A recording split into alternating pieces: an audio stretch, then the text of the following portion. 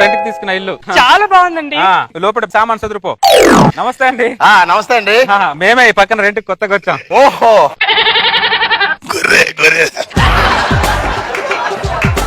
నా పేరు సాంబ్రాణి అండి. ఏ రాని? సాంబ్రాణి. సాంబ్రాణి. నా పేరు పలాస అండి. నైస్ మీటింగ్ పలాస గారు. Thank you sir. నెల రోజుల నుంచి ఇంట్లో ఎవరో లేక పోసిపోయిందండి. మీరు వచ్చారు, కొద్దిగా సందడిగా ఉంది. థ్యాంక్ యూ అండి, థ్యాంక్ యూ. కొద్దిగా మా ఇంట్లో సామాన్లను చదువుతాను, మళ్ళీ వస్తాను. అలాగేనండి. ఆన్లైన్ లో ఫోన్ బుక్ చేసింది మీరేనా సార్? నేనే. బ్యాలెన్స్ 5,000 ఇచ్చి ఫోన్ తీసుకోండి సార్. నాన్నకి చేతిలో డబ్బులు లేవే. ఏమండి ఆ సాంబ్రాణి సాంబ్రాణి గారు, పలాస గారు, తప్పుగా అనుకోకండి, అడుగుతున్నానని. అర్జెంట్ గా 5,000 అవసరం పడిందండి. ఉంటే ఇస్తారా? 2 రోజుల్లో ఇచ్చేస్తానండి. భలేవారండి మీరు. తీసుకోండి.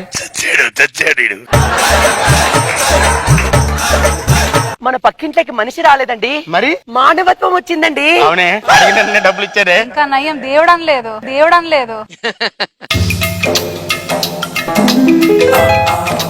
సాంబ్రాణి గారు, పలాస గారు, మొన్న మీరు నాకు 5,000 ఇచ్చారు. అవును. 5,000 తీసుకోండి. అయ్యో భలేవారు, కంఫర్టబుల్ చూసుకొని ఇవ్వండి సార్, ఇప్పుడు తొందర ఏం లేదు.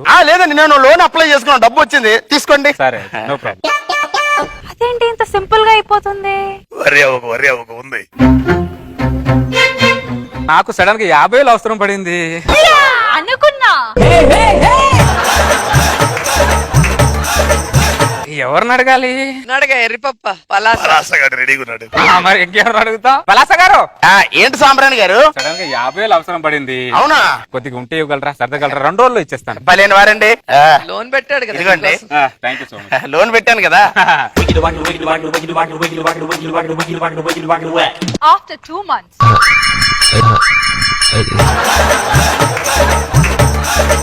ఈ సాంబ్రాణి ఏంటి 2 రోజుల్లో ఇస్తానని చెప్పి 2 నెలలైనా ఏం మాట్లాడేంటి? స్మూత్ గా అడిగి గుర్తు చేద్దాం. సాంబ్రాణి గారు, పలాస గారు, పేపర్ చదువుతున్నారా? అవునండి, అవును, కూర్చోండి. ఈ విషయం మీకు తెలుసా? ఏంటండి? మణికొండలో గజు స్థలం 50,000 అంట. అవునా? అవునా?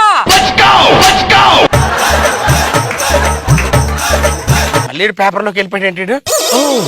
సాంబ్రాణి గారు, ఏమండి? నాకు పిల్లనిచ్చి మామ 50,000 కట్నం ఇస్తానని చెప్పి ఎగ్గొట్టాడండి.